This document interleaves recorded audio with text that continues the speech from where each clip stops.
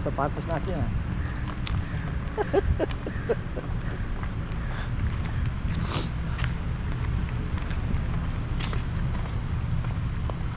Ba't tumaas na yung haircut to? 20 na oh. Oo. Magkano dati yan? Nag-umpisa $7. $7 ngayon 20 na. Mura pa doon sa atin. Ha? Doon sa pinapakita 250. Saan? Saan? Sa may Sa Fifth Street. train station. Fifth Street? Anong nagkakat? Mga barber talaga? Oo, paubusan. Oo. At anong pangalan? Ano, Mexicano? Oo, Mexican. Pati ang daming Pilipino nung tapos. Nagpapagupit? Bigay mo nga address, Roy. Oo.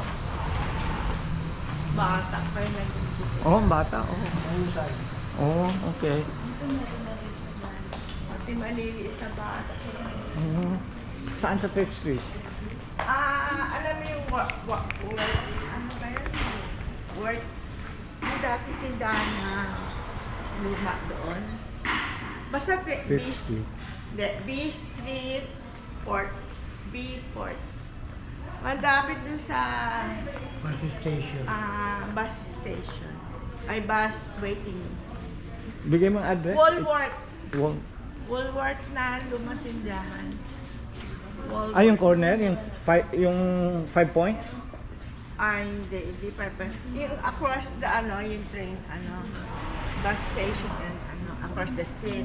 Oo. Yun kasi banda rito.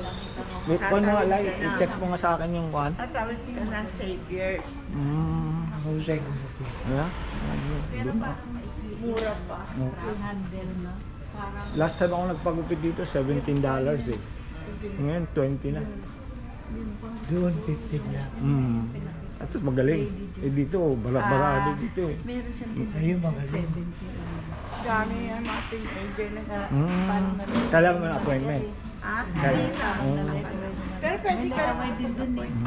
Kasi kung isa ang dami nga eh. Minsan naabutan mo dalawa. May nakita ako sa Japan. Mas mura sa Japan. Hindi sa Japan yung nakita ako. Hindi, nagbibenta ng mga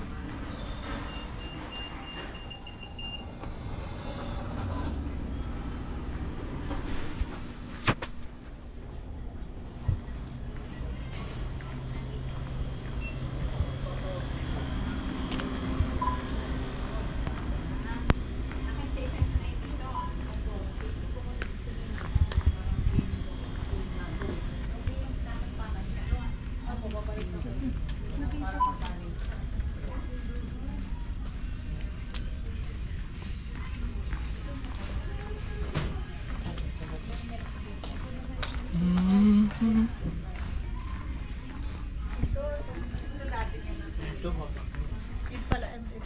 Ito yung binigay nila ni eh. Oo nga, dati 1 niya million. nakabango yun eh. Dati ko nang pabango to eh. Yeah. Ayan. Ito daw kay Blood Mau ang uso sa Ito, Pilipinas. Ito na lang bad boy sa'yo. Bad boy ko. Ito Saan? lang, sabi nila niya. Chanel? Tsaka yun, blue. Ay, yung Versace na yan. Oh. Yan sabi. Yeah. Yan ang mga uso sa Pilipinas. Itong uso ngayon? Sabi niya. Kita mo ubos ng sample. Sabi niya. Mas magaganda sa labas lang. Pwede ba ito sa 220 auntie? Sabi nila, tanong natin. Tinatanong ko. Sino ba nagsabi sa akin? Si Rowie. Sabi niya pwede. Oo. Saan si Laya? Mami. Pwede, araw pa tayo sa niya.